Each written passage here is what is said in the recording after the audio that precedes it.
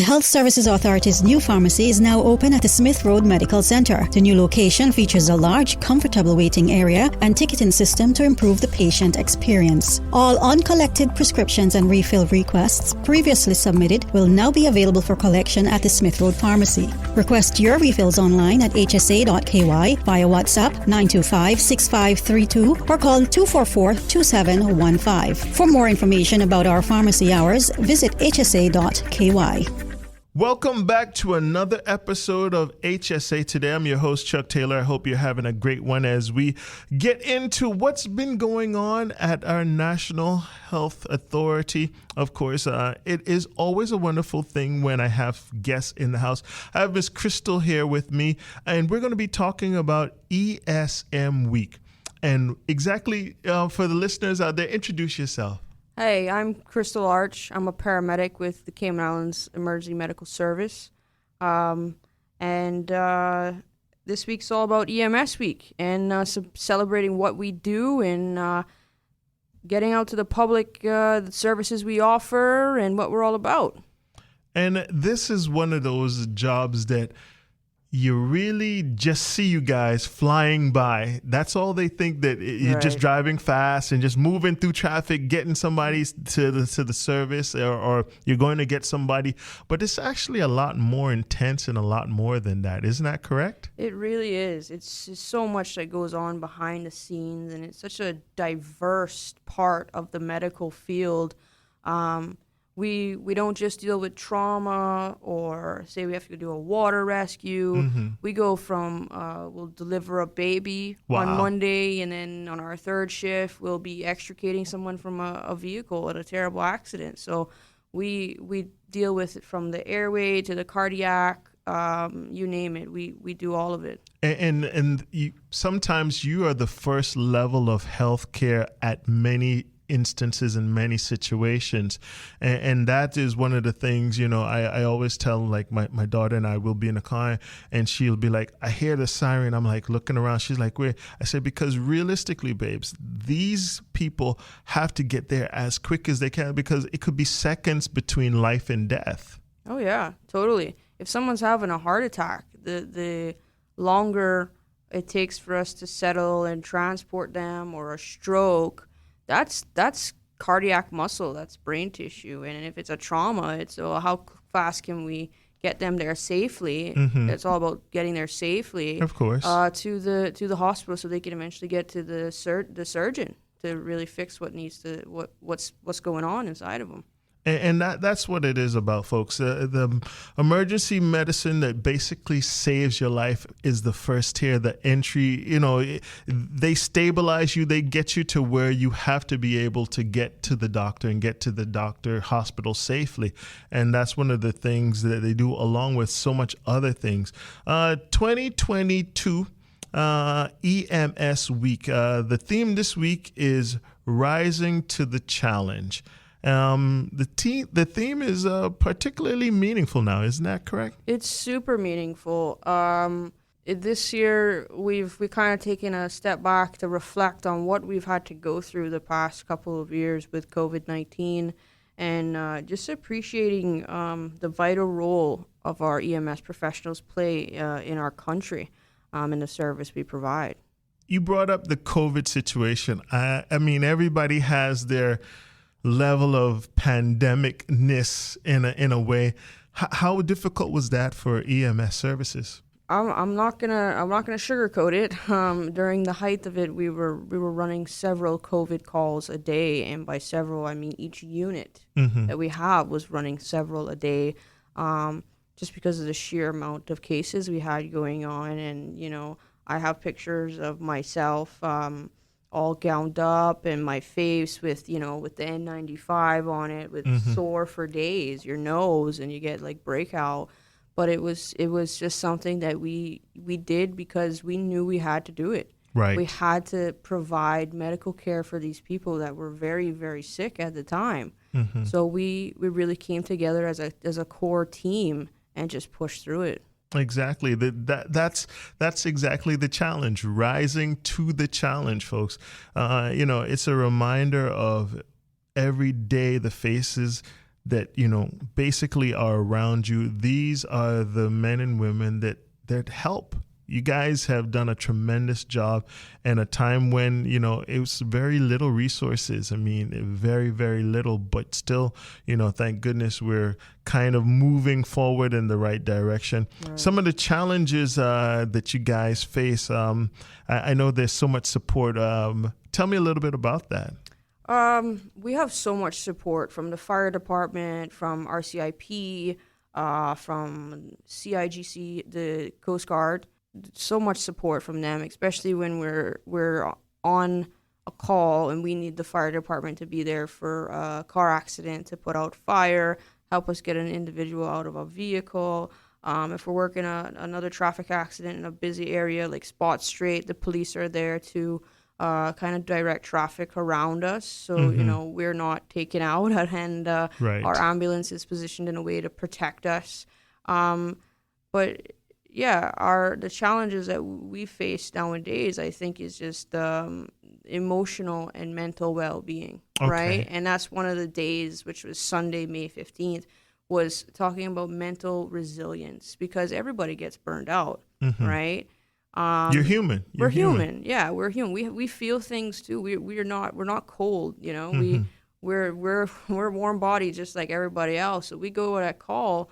We've had some tragic calls so far this year, and it does, you get on with it. You run the call and you do what you have to do, but after it's done, it's like, wow, what did we just go through? We need to sit down and talk about this.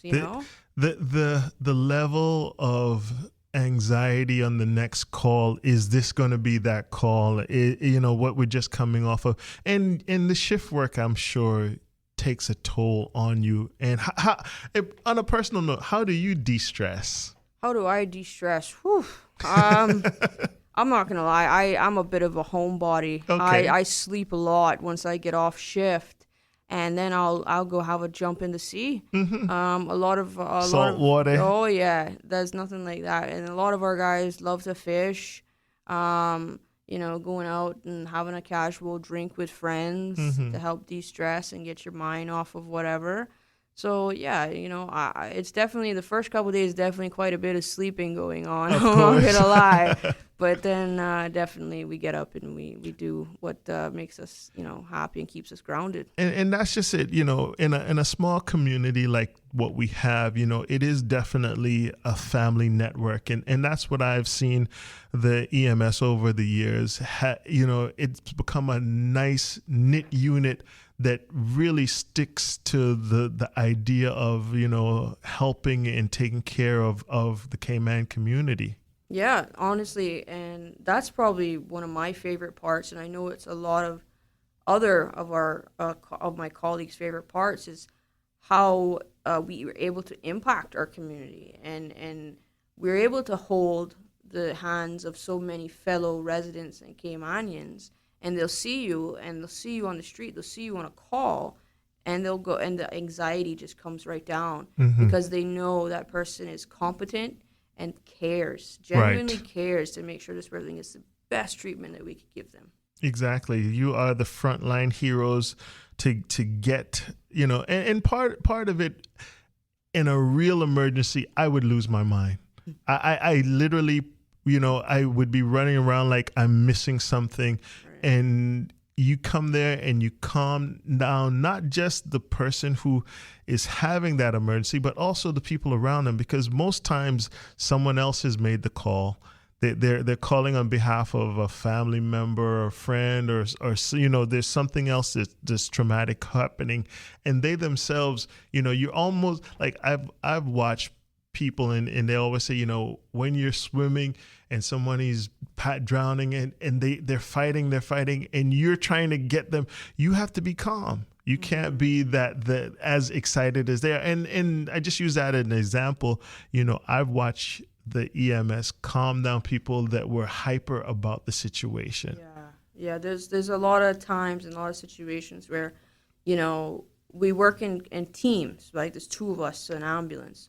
So we'll say, my partner will be like, all right, I'm going to go take care of mom or dad or son, daughter, whatever it is, let's try and calm them down. And then I'll deal with the treatment of the patient or vice versa. I'll be like, okay, we're going to take really good care of her. We're going to get her in the back of the truck, do X, Y, and Z. And when we're finished, we're going to come out and talk to you. And that just calms them down to know that we're not going to leave there without letting them know, like, an update, letting them see their loved one. And I totally get it. Emergencies for people that are not running it like us, it's scary. And I always like to tell people, it's like, in an emergency situation, even, when we have our ride-alongs come with us and new recruits and people training, I always tell them, like, the number one thing to just remember is stay calm, cool, and collected. Very and after true. that call, then you can have your moment where you need to talk to somebody or make a phone call or whatever, but don't let it get to you on the call. And then we can chat about it later. Nice. You brought up recruits. Tell me a little bit about that. If I was looking to get involved and be with the EMS, what's the kind of the process or the route that I would take to do something like that? Right. So we just, over the last year, actually, we put together a EMT training program. And that started, I believe, at the beginning, started last month, and it'll finish in August. So what that entails was, we put an ad out there, and we had a bunch of applicants, local applicants, and they're currently starting their class now.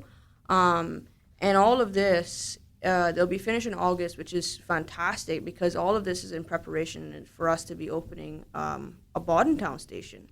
Okay. We've been blessed to get the green light to go ahead and set up a Bordentown station. As of now, we only have 3, just like the fire department. But as you can imagine, the call volume is going up with the more people that move to Bordentown. It's the largest growing district. It's a huge district. And we'll eventually set up a station there, hopefully by the end of the year. And these recruits, these trained people that are now going through this EMT program are going to help staff that station. Okay. And going to help us provide a more comprehensive coverage island-wide to the community. And that's good because Bordentown is the center. People forget to realize that is the center of the island. It's actually the quickest point to either direction. Yeah. So it makes strategic sense to have a centralized location station out there. And as you said, it is one of the largest growing districts in Cayman right here. So, look out, BT, you're getting some extra help. Yeah. I like that one. I definitely like that. And as we speak of the needs of the community, how can the community help the EMS? Like, what can we do to better ourselves to help you? Yeah, that's a conversation I was having with someone the other day is, everybody should learn CPR and first aid. If you have the opportunity to do that, the Red Cross puts on classes. We can put on a class if we have enough, attendees. But just having that basic first aid and CPR and AED use knowledge will go a long way, because if we can get our community to have more first aid training and know how to apply those pads to somebody that's in a cardiac arrest situation and do that CPR, the chances of survival increase exponentially. So, I would encourage community, if you don't have first aid training, go out there. You can do it as a family. Core group of friends can get together and go do it on a Saturday morning. Safety-wise, to help us out, we always say, you hear it repetitively every year. Don't drink and drive. Wear your seatbelts. If you need assistance, new parents or anything in buying and learning how, once you buy that car seat, learning how to properly secure your child in the car seat, we're more than willing to stop by and, show you how that works and the best place to position it and whatnot. So, that's just a couple safety. And also when you're driving, check and then double check your side mirrors, because there's plenty of people that ride bikes out on the road, motorbikes and people walking. And sometimes we just, we're just zoned into driving that we'll do a quick glance, but not really realize that there's someone actually coming on a bike. You might make that turn. So it's always like check your mirrors, pay attention to what's going on the road, that sort of stuff. And it's so funny that you should bring that up, because we jump in the car and we just drive. That you know, and I love you, my Cayman people, but we probably are one of the most accident prone countries in the Caribbean.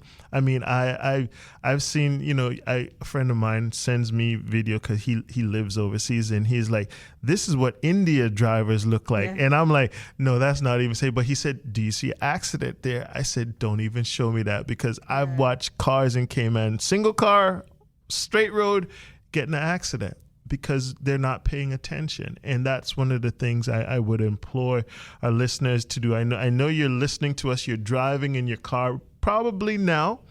Pay attention. Just an extra second could be the difference between actually a life-threatening accident. Absolutely. For them, or for a possible collision with another vehicle. You never know what's going to happen out on the road. And, you know, and it's not always the speed, it's distraction. It's, you know, emotional. It's, I've got so much going on in my life. You know, I need to get to here and I need to get to here and I got to pick up the kids and that sort of stuff. You know, and it like you said, we get in the car, we just go to A to Z, and we don't really think twice about it. So, right. Yeah. You got to pay attention out there.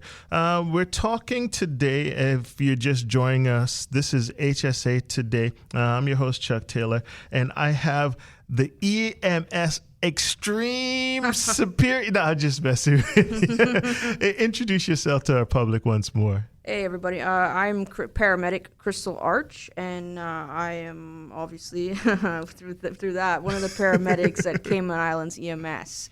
And we are stationed at Georgetown Hospital, and we have another station at the West Bay Health Clinic and one at the Northside Health Clinic. So that's a little bit about me and our service and where we are, and we respond to your emergency. We will be there. We will be there, definitely. So on a personal level, what made you decide to get involved with EMS? Oh, just the lights and sirens. You just like the lights? I think every kid be like, oh, I love the lights and sirens. Yeah, no, you know? Yeah, no, I totally, when I was growing up, I would look at them like they were absolute stars and heroes. Oh, wow. And now that I am a paramedic and I've been in this field for a good amount of time, I am like, don't call me a hero. But what really got me into it is, you know, in high school, I went for some ride-alongs, and I was hooked. That was it. That was it. That's done. This is my life. This is what I'm going to do. I just love emergency medicine. I just love it. There's nothing like it.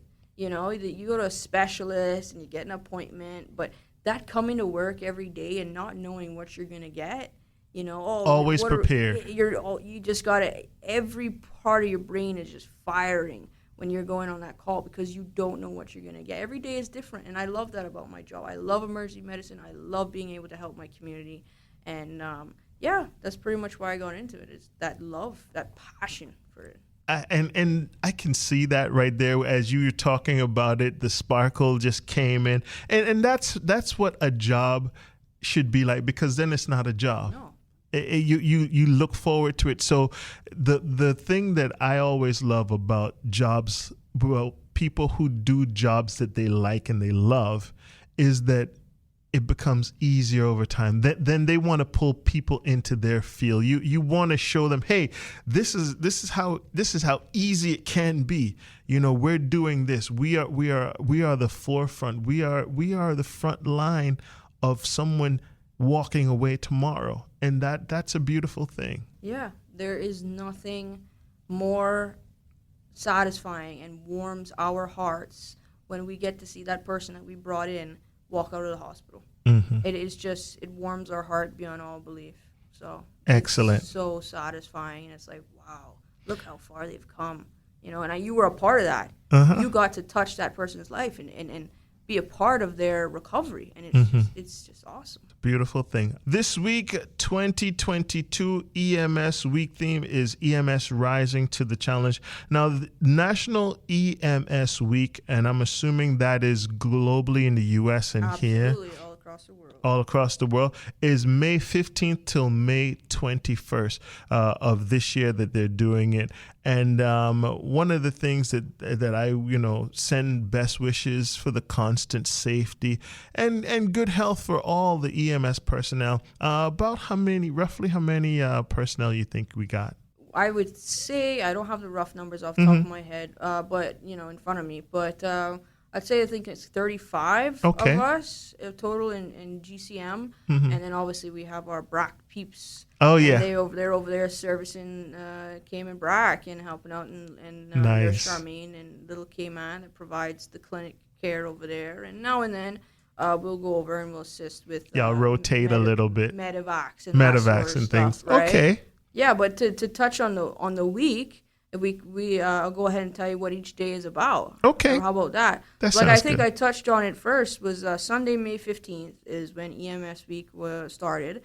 And that was all about health, wellness, and resilience day and focusing on emotional health. And I think we talked about that a little bit already. Yes, we about did. The burnout and not only for us, but mental health situations. There's episodes and people have their moments where they have a breakdown, and we don't just deal with the trauma and the blood and the guts. We deal with that emotional side. Of course. So it's also about understanding mental health. And being able to secure someone so that they don't hurt themselves. They don't hurt themselves. They don't hurt others, and let them know it's okay.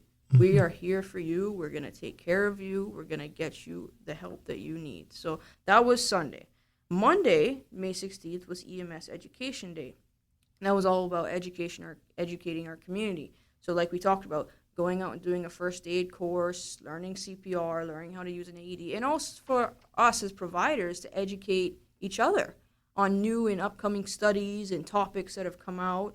Then we had Tuesday, May 17th, which was EMS Safety Day, and with a focus on safety tips to get you home safe and sound. So, the seat belt, then don't drink and drive, check your mirrors, and then double check your mirrors. Triple check your mirrors. And Wednesday was May 18th, EMS for Children's Day.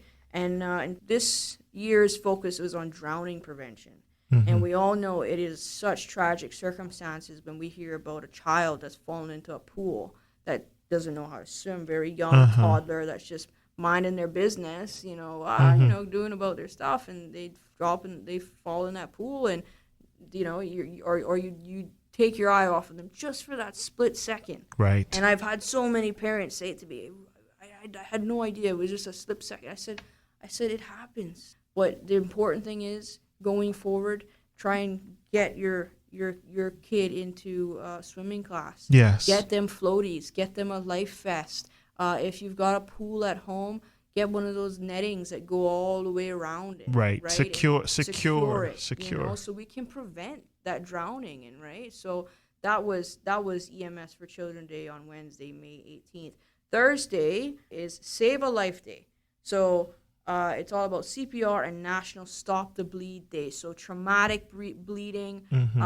We always tell people, if you've got a cloth or a towel and someone's bleeding really, really heavily from a bad laceration to the leg or to the forearm or whatever, you put a nice clean towel on there and you hold that pressure there until we get there, and we'll take over from there. And then Friday, May 20th, is EMS Recognition Day, ways to celebrate, and we're going to be having a little luncheon for our own staff at the HSA, and it's really about recognizing what we do, how hard we really work, and how much of ourselves we really put into this job. And I've said before to other people is that everybody has a point where they're like, I'm working so hard, I wish someone would recognize it, sort of thing, right? And the thing is, I think when people are in that emergency situation, they don't really say, oh, I'm so thankful you're here, because they're so focused. But let me tell you, it makes our day when we get to hear, thank you guys for what you do. a little bit of attaboy sort of thing, right? Nice. Attaboy, attagirl, sort of thing. And it goes a long way. Or that kid that runs up to you, I want to be like you one day. That really warms our hearts. And it's just about recognizing our hard work and what we're doing for our community. And I think that's the goal of it as a whole, even from the other side, which the other side is us looking at what you guys do, is to say thank you, job well done, just keep pushing on. And as you said, there will be times of burnout, there will be times of tiredness, fatigue, mental anguish. That's the time when we need to step in and say, hey, make sure that they have the accolades and the support that EMS needs to continue on. Because, I don't see it getting shorter. I see it getting a longer, because the island is growing. So that means more and more people. And I used to tell people, I said, what I used to fear? Cleaning the yard and chopping myself. And I heard somebody do that, and they said the amount of blood and different things of that nature. So we have to keep in our mind the safety aspect of it, safety first, to hope that we don't have to call you guys out. But if we do, we know we're in competent hands. We want to see you in much better circumstances, but unfortunately those things happen. You mentioned the growing, our island is growing and our tourists are back in full force. And I can tell you, I've never seen more rental cars on the road. When we first opened our borders, and people were like, oh yeah, we're going down to the Caymans, right? And our call volume went up quite a bit. When the tourists came by, there was some hotels that I didn't go to for 2 years, right? Because what was the reason to go there? Right. Occasionally we'd get an emergency here and there, but when it came back, when the tourists came back, the call volume did go up slightly, so we're running even more, and we've still got COVID cases going on, regular accidents, and so it's quite a lot going on behind the scenes on how to field these calls and exactly. That sort of stuff. As the tourists find their way back to our shores, I'm sure one of the things is always you mentioned swimming and driving and other things like that. How do you deal with other cases? We know when you show up because we see you, we know who you are. How do you deal with people who don't know who you are and don't know that you are the professional that you are? It's just a matter of reassuring them that we're going to take care of them. And, it can be as simple as, someone who has a food allergy. And we get there and we're able to calm them and say, hey, we're going to put some oxygen on you, and we're going to, give you some Benadryl or whatever we need to do. And we just really talk to them and explain what we're going to do for them and how we're going to help them. And you can see the anxiety kind of melt away. Even though they've never been here, you just have that ability to calm somebody. And they're so appreciative of it. And when we get to the hospital and everything's calmed down, and that split second of their brain goes, oh my gosh, everything's okay. And it's just awesome to see that, and they thank us, and it's just great. So yeah, it's a little different in having to deal with people who've never been here before, but it's also great to even, after they're done with their emergency and they're out of the hospital, you've made a new friend. So it's great. Exactly. Speaking of meeting friends, what are some of the greatest challenges facing EMS today? Challenges. I think it's challenging right now with just keeping ourselves going with the current call volume. We average over 8,000 calls per year. Now you go back maybe even 5 years ago, it wasn't that high. No. We've expanded our services that we have now employed and now have a full-time non-emergency transport unit running. We have three vans that are capable. 2 are capable of holding stretchered patients and wheelchaired patients, and then the other one is just basically like a shuttle. But we've employed people. So we have our regular EMS emergency team, and then we have our non-emergency EMS team, and they're able to provide patients to be delivered to their appointments on a timely manner. Okay. So if they're bedbound and they can't get to the hospital, or they're in a wheelchair and the wheelchair can't fit in the car, they'll schedule an appointment, right? And then we'll be the ones that provide that service. Our non-emergency team will provide that service to get them to that appointment on time, and then they'll go to their appointment and we'll transport them home, whether that's dialysis, whether that's appointment with a specialist, whatever it is. We've had to expand because it's so much. We've also been blessed for the HSA to purchase us a rapid response unit. So when all vehicles are out, all of our ambulances are out on calls, we have a rapid response unit, and maybe hopefully some of the listeners have seen it around. It's a truck. And we're able to tow our disaster trailer with it, and it's also able to go and stabilize a patient until an ambulance becomes available. Right. So we've backup for a backup for a backup. Exactly. We've really had to broaden our scope of services, and let me tell you, that non-emergency team has really helped us out, because then we can truly focus on the emergencies and crap. So-and-so has to be at their appointment at 11, right? But a call just came in for a seizure at 10:55. Right. So they're going to be late. We have to reschedule it. So we're really growing and we're expanding, and it's really a positive outlook going forward. And that's one of the things I like to dwell on, the positivity of what is the outcome. I mean, there's a lot of moving parts here from what I hear, and I can only imagine it's probably more than not that you get 3 or 4 calls the same time, or within a 10 or 15 minute span, or, it's just the nature of the beast is what I call it, but then how do you respond to that? Because you don't know, is this emergency going to be over the top, or is it going to be just a simple call, or so there is so much moving parts, and you have to go prepared for the worst. Yeah, and if I can just jump in and say, a huge shout out and appreciation to our 911 dispatch center.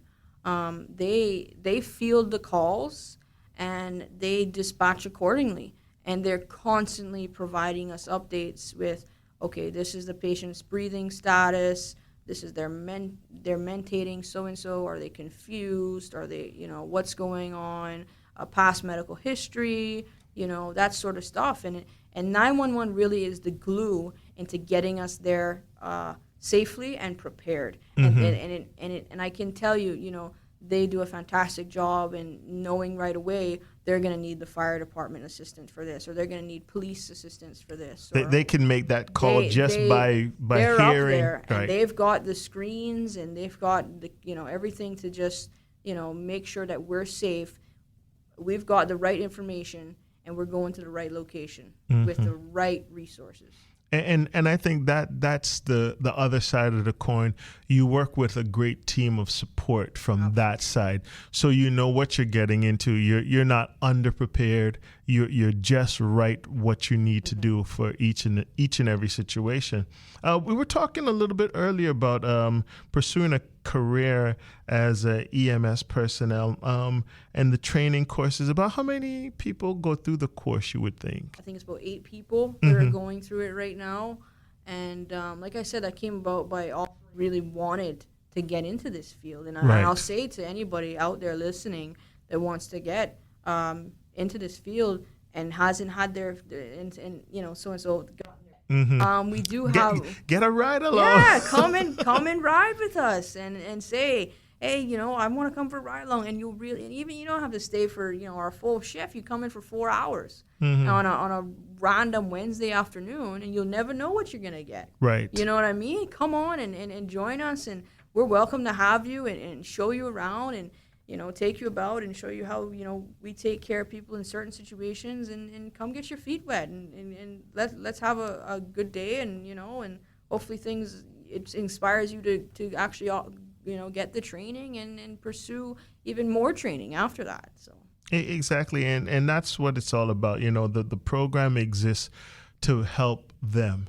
You built this program and recruited them, and that's the beauty of it. I think one of the things that we forget is that this is a career that they're building onto. That this is a lifelong career that they're building onto. one of the things I was going to ask you about was we touched on the idea of the mental aspect of it. I don't want to say mental health because people take that as a different way, but the stress level that comes with this has to be quite high. Right, and it's just a matter of, being there for each other, and I shout out to our families and our significant others, really understanding, the hours that we work, and we're at work by 6:45, and most times we don't get home till after 7:30 in the evening. So we're away from our families, and I think that's the thing that we see the end results. We never see the process, the beforehand. We never see that side of it, and I think that is one of the things that I know people would really gravitate to. The friendship building, the core building of the EMS. Okay, once again, folks, we welcome you to HSA Today. We're going to take a quick break and we'll be right back. Keep it right here. This is BoBo 89.1.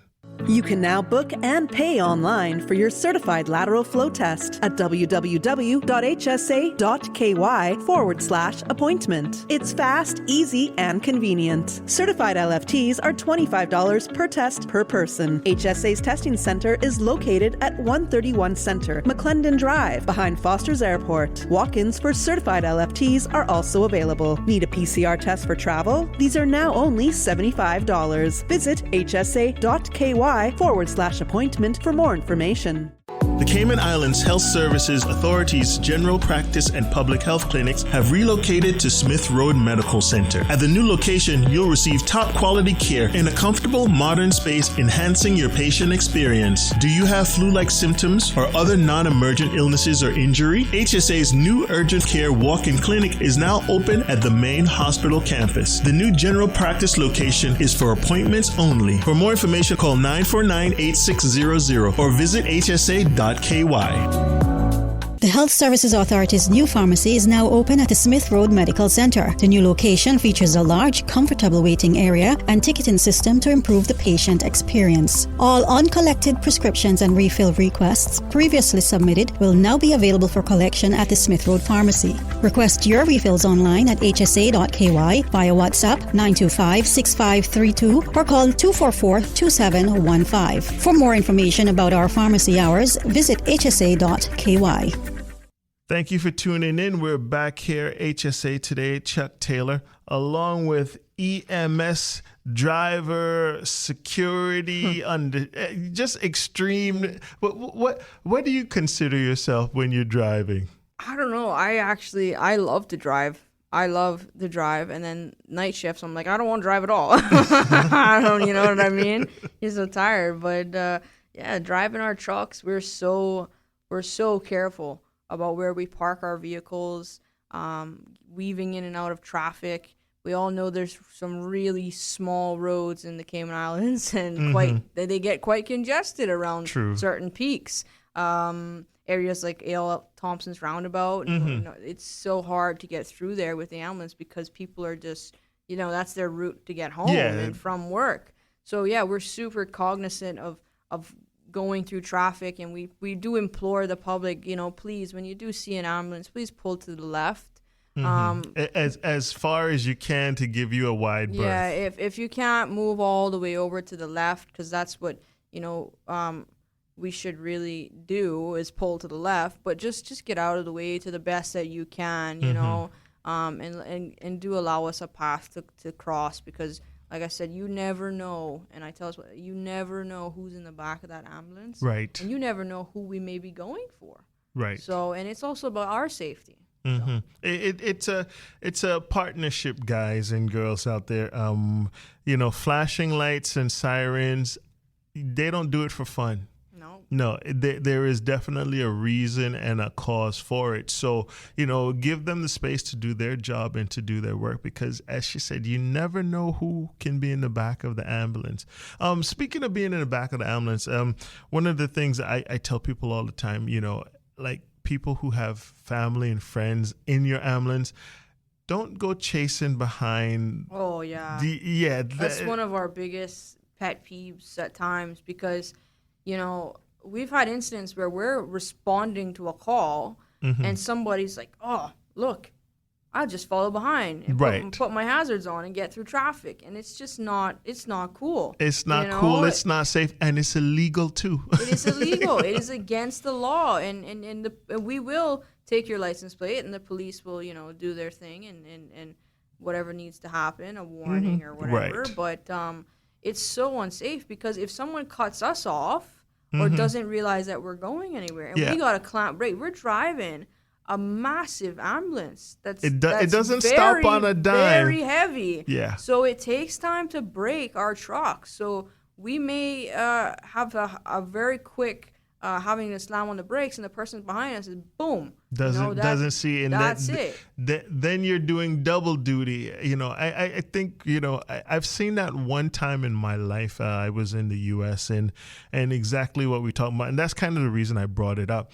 The ambulance was going and somebody was in line, pulled up behind them, and they had no idea that the ambulance was braking, you know, because they're not paying attention. They're just driving fast behind them. And it was not even as if they knew the people or they were aware of the situation, was distant. No, they were just trying to get through, and they hit the ambulance. Yeah. And the ambulance had to call an ambulance. And so whoever they were going for, I don't know the situation, but I could only imagine that I know that ambulance did not get to them. No, it has happened. It has happened in the Cayman Islands. And we can't just, someone hit us or we hit somebody because of X or Y. We have to stop. Right. And you know, police have to come and statements have to be, you know, made and taken and an investigation has to take place. Not to mention, you know, the HSA, you know, it costs money to repair ambulances and, right. you know, these sort of things. So, yes. And it can be avoided, folks. You know, as I said, they're there to do a job. And, you know, I hear people all the time, they're just driving fast. No, they're trying to save a life. Yeah. You have no clue of what it entails, you know, so give them a wide berth and let them do their job. And moving forward, just my pet peeve of seeing things. We're here talking about National EMS Week. We're celebrating it from May 15th to May 21st. Of 2020. This is globally, this is the U.S., this is here in the Cayman Islands. And the theme this year is EMS Rising to the Challenge. And I think this is couldn't be a more fitting theme because, you know, it's been a challenging 2.5 going into 3 years. It has been, you know, knock on COVID door, but, you know, it has been a rough one. Definitely. And as I said, I want to wish you guys and girls the best in constant safety and good health. You guys are celebrating tomorrow. Mm-hmm. Yeah. Having a little downtime. Yeah, we're having a little downtime, a little family time, get to laugh and joke around. We're going to have a little luncheon at the HSA, just for us, you know, to kind of, you know, just appreciate each other and appreciate what we've gone through together and just have a moment to reflect and you know, recognize how much we put into this job. And it is a labor of love, you know. I mean, the shift work is never easy. I did shift work for a little while, and I respect anybody who can do shift work. Now, because of the pandemic, I had a PPE outfit onto it. Shift work is crazy. Don't get me started on those. Shift work is crazy enough. You know, you're talking 12 to 14 hours on call, and you're doing, you know, 4 days, and just the idea of being in a PPE outfit on call. I have to say, you know, kudos to everyone who is involved in doing that. Yeah, I mean, I can tell you. So we have different layers and different levels of PPE. We have our yellow gowns when we're you know, we're taking precaution, but we don't need to have the full blue suit on. Mm-hmm. Then we have our blue gowns, which provide, you know, basically all bodily fluid protection. Mm-hmm. And then we have what's called a Tyvek suit. And, you know, we make jokes about, you look like a big marshmallow because they're white. Okay. Right? So you step into them and they zip up and they have a hood on them, and you seal them off, your hands, your ankles, everything's sealed off. And gosh, we've been in them for more than 2 hours. I know there's some of us who've had to do transports from here and there and there, 4 hours with Wow. and then you have your surgical mask that I have right next to me, and then you have an N95, and then we have our respirators. We actually have we've had them like respirators that fit your face, and they have cartridges in them, and they filter the air. They filter air, and you're able to blow out whatever, everything gets filtered, right? So you have them on, and you sound like Darth Vader. Wow. Darth Vader in them, you know what I mean? And you gotta take. It's like when you finally get out of it, it's like, oh, I can breathe, I can move. And you'll take off your uniform shirt and have your undershirt on, and it's just drenched in sweat because you're just sweating. And mind you, while we're sweating and in this PPE, we're potentially starting an IV. We're treating someone's airway. We're giving them a breathing treatment. We're drawing up a medication. We're doing all these things. We're going upstairs. So we're lugging equipment from point A to point B. So that PPE. If you want to lose some weight, you're definitely gonna sweat in those ones. Definitely. And when I hear you talk and you convey what it entails, there is definitely the labor of love, as I keep going back to the understanding, the community dedication to this job that really is busy. It's a lot of moving components. It's so much. I mean, we're about to hit hurricane season, right? So when next week, we're probably gonna have a couple of conversations. We've already had a few about our hurricane preparedness, and I'm glad that thankfully all organizations around here do start their hurricane preparedness early. Right.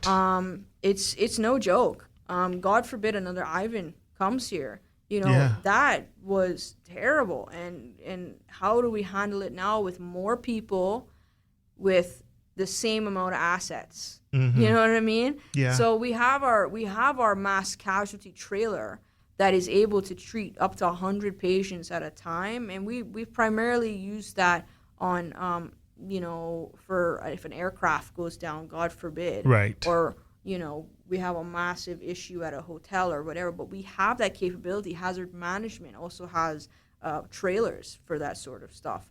So that's there. And then, we have to look out for ourselves in a hurricane. True. We got to make sure our family's okay to go. And we have our own hurricane preparedness stock at home. So we ought to just encourage people, get on that hurricane preparedness early.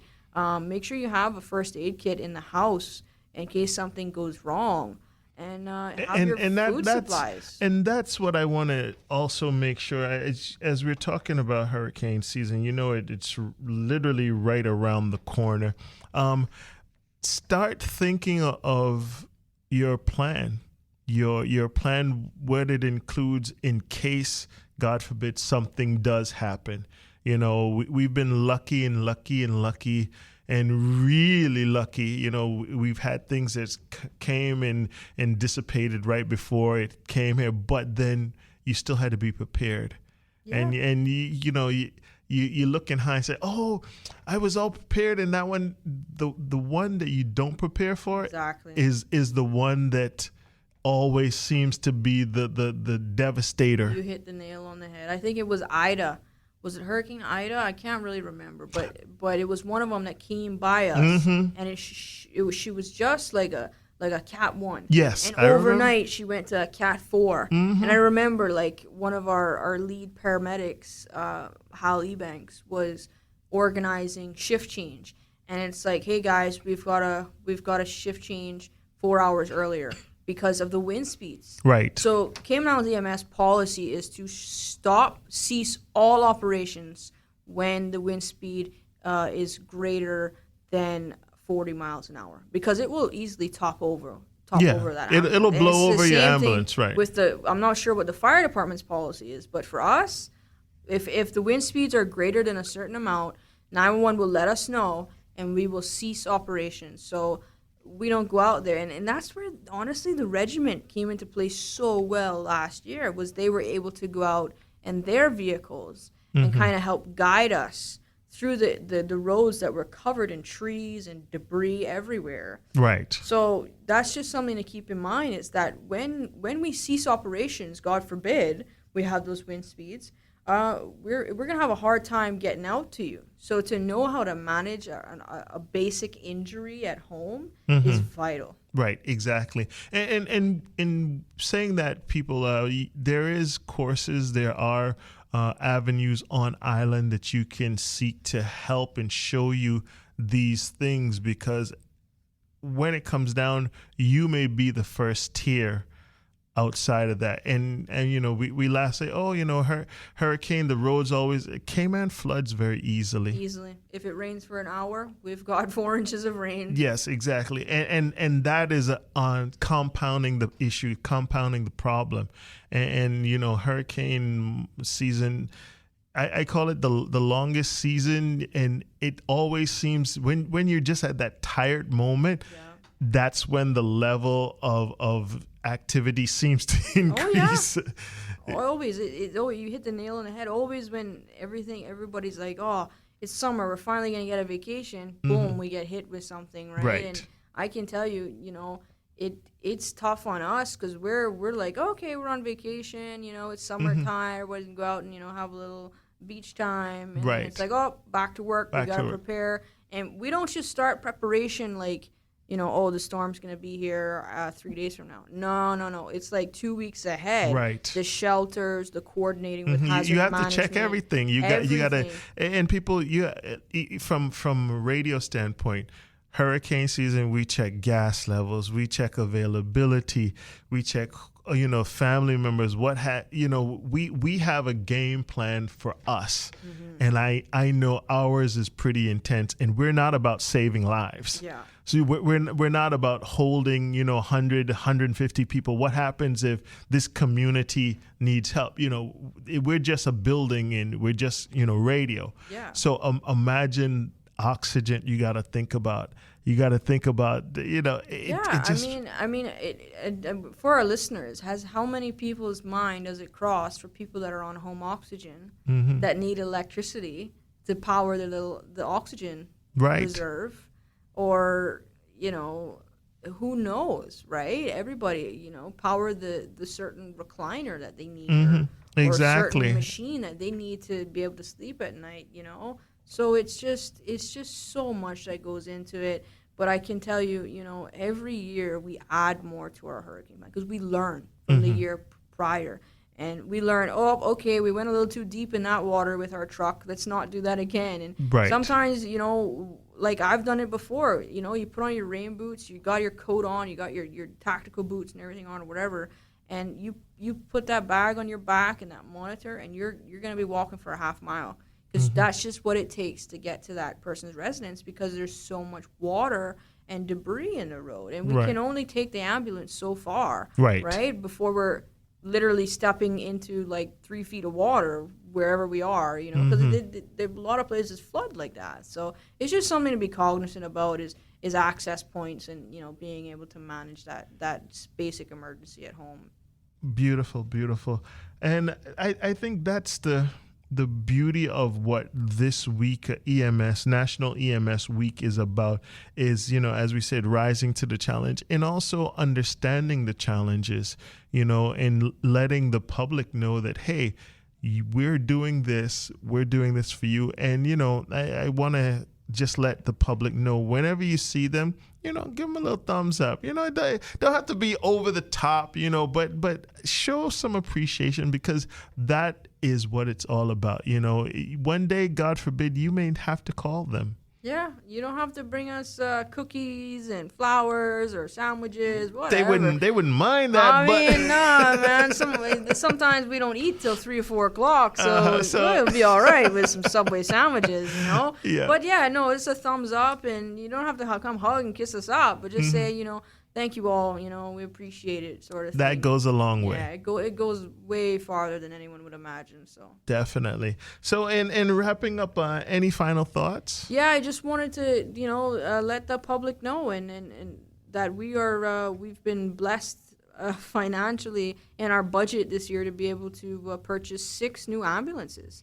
4 will be Ford F450s, and 2 are going to be GMC, a little smaller in size. So that's all to help us replace our fleet. Obviously, running the amount of calls that we run, even on an island, we're putting some serious mileage on these trucks. And having that new trucks is going to allow for these ones to be refurbished, the ones that we're using now to be, parts, whatever, be replaced. And it's also, so by the end of the year, we'll have 11 total ambulances on the island. Oh, now Awesome. Someone's going to say, oh, now they've got too many ambulances and not enough stations. Well, our truck's got to be serviced. It needs downtime. A tire needs to be changed, that sort of thing. That is something that we're looking forward to, is having those new trucks on island and being able to have more reserves, because we do event coverage for CONCACAF when the teams come down. Yeah, sometimes it's there as a station itself. Yeah, we have these ambulances on standby because you never know what's going to happen. I mean, there's times, like I mentioned earlier, that we get so busy, we'll actually put another truck in service. We'll be like, hey, can you come in for 6 hours? And we'll put another truck in service. Bada Banu, whatever, we have massive crowds somewhere, and the likelihood of someone falling down or whatever and getting hurt goes up exponentially. So we'll put an extra ambulance in service. We've done it before. We'll probably do it again. But we're so excited for this fleet of ambulances to arrive on island and get them in service. So sounds good. Thank you so much, Miss Arch, for stopping by here today and hanging out with me. It's been a pleasure. Enjoy the rest of your time, and let's not make it just a week. Let's make it like a good year-long event that we take care of you guys. Most definitely. Thank you so much for stopping by. Thank you, sir. This is Chuck Taylor live for HSA Today. You can check us out each and every Friday and again on a Saturday as we get together and we talk about all things health related. Keep right here. This is BoBo 89.1. The Health Services Authority's new pharmacy is now open at the Smith Road Medical Center. The new location features a large, comfortable waiting area and ticketing system to improve the patient experience. All uncollected prescriptions and refill requests previously submitted will now be available for collection at the Smith Road Pharmacy. Request your refills online at hsa.ky via WhatsApp 925-6532 or call 244-2715. For more information about our pharmacy hours, visit hsa.ky. You can now book and pay online for your certified lateral flow test at www.hsa.ky/appointment. It's fast, easy, and convenient. Certified LFTs are $25 per test per person. HSA's testing center is located at 131